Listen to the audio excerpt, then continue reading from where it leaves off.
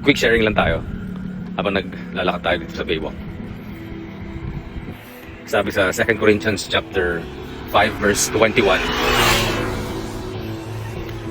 God made him who had no sin to be sin for us, so that in him we might become the righteousness of God.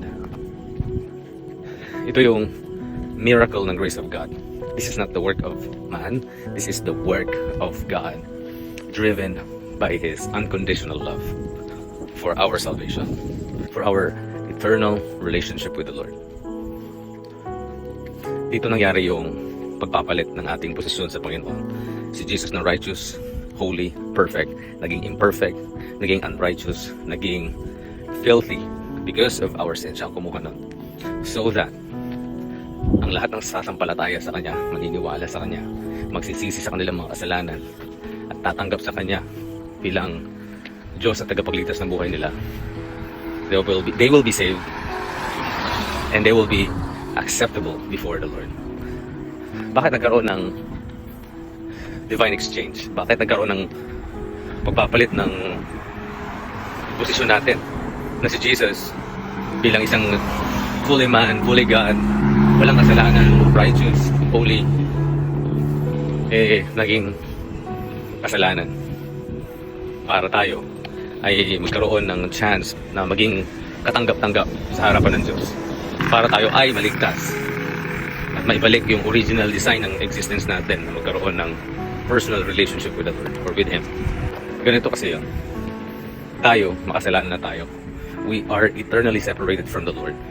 At yun ang meaning ng death, eternally separated from the Lord. Remember yung nangyari sa Garden of Eden? Sinabi ni Lord na if you eat this, yung makain kayo dito sa puno ng tree of knowledge of good and evil, you will surely die. And dahil maganda yung bunga, nakita na Eva, at dahil sa panlilin lang ni Satanas,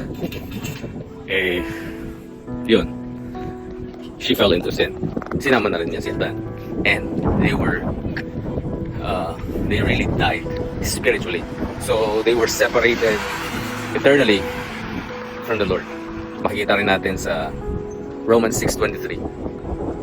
The wages of sin is death, but the free gift of God is eternal life through Christ Jesus our Lord. So kailangan na magpapalit, kasi nga kailangan ng magbabayad sa kasalanan ng tao. Pag tayo naman yung magbabayad, it requires death. Kailangan mamatay tayo. And if we do that, walang chance para maligtas. Mamatay lang tayo. Tama? At ito na, pumasok na si Jesus. Fully man. Bakit fully man? Kasi tao ang nagkasala. Kailangan may mamatay na tao in our behalf. So Jesus, fully man. At ang requirement, dapat walang kasalanan. Dapat holy. Dapat perfect. Hindi naman tayo perfect. No. So hindi tayo qualified to pay for our sins. The Bible also considers our righteousness, our self-righteousness as filthy rags. Yung paggawa ng mabuti, maganda yun, mabuti yun. Pero, hindi natin pwedeng irason yun. Na, Lord, mabuti naman ako, gumawa ako nito, gumawa ako niyan. Maybe, pwede na akong maging karapat dapat sa'yo, pwede na akong masave. No. Those are considered filthy rags. Remember, Romans 3:23, we have fallen short of the glory of God. Meaning, hindi tayo nakaabot sa kaluwalhatian niya. Hindi tayo nakaabot sa standard ng perfection niya at ng holiness niya. Kaya legwak tayo, no? Kung nasa university tayo ni Lord, hindi pwede yung 99.9, hindi pwede yung 8, hindi pwede yung pasado na dapat perfect. Kaya He sent Jesus Christ as a perfect sacrifice, offering, and perfect substitute para sa ating kasalanan. So when He died on the cross, ito ang nangyari. Hindi lang siya namatay bilang si Jesus Christ. He also died as you. So when He was on the cross, ang sinasabi niya doon, parang ang illustration nun, okay, I am taking all the sin of the world, all the people of the world, including you and me, and He was dying on the cross with you and me, no, kasama ang ating mga kasalanan, para pag resurrect niya, bayan ng ating mga kasalanan. Pero hindi nangangahulugan na we are all saved na. Yun ay isang indikasyon lang na may solusyon na sa pinaka-problema ng tao, which is kasalanan. Ano yung solusyon na yun? Ang solusyon na yun ay yung salvation. that we can be saved, we can be righteous, we can be accepted before the Lord only through Him. Kaya sabi niya, so that, yung so that part doon sa verse na binanggit ko, so that in Him we might become the righteousness of God. May part tayo doon. Part ng pagtanggap sa Kanya. Part ng pagsuko ng ating buhay. Part ng pag-admit na we cannot save ourselves. Isa tayo makasalanan at nangangailangan tayo ng Savior. And only Jesus can save us. Kaya sabi niya doon, I am the way, the truth, and the life, and no one comes to the Father except through me. At saka, sinabi rin ni Peter that salvation is found in no one else. For there is no name under heaven given to mankind by which we must be saved. Siya lang ang pwede makapagligtas sa atin. If you are really decided and willing to receive the Lord, because you know that you cannot save yourself, you cannot be righteous and acceptable before the Lord, it's very easy because the solution is already here.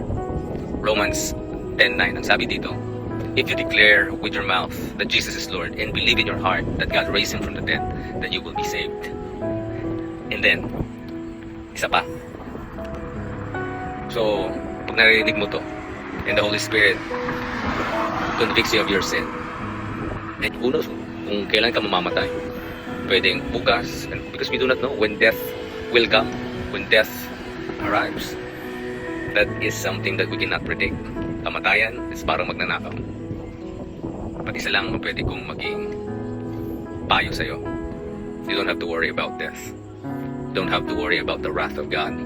Kasi you failed to receive the gift God is offering us. The solution God has already paid on the cross. That is by receiving Jesus as your Lord and Savior.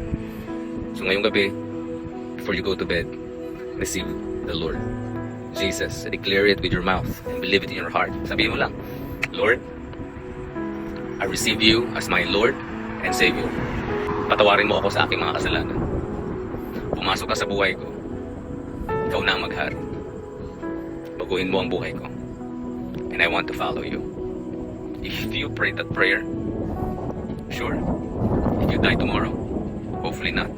I'm not praying for it. You will stand before the Lord, righteous, because you have accepted the gift of righteousness, the gift of salvation through Christ Jesus. So it's not by your works that you will be saved, it's only through Christ Jesus. God bless everyone.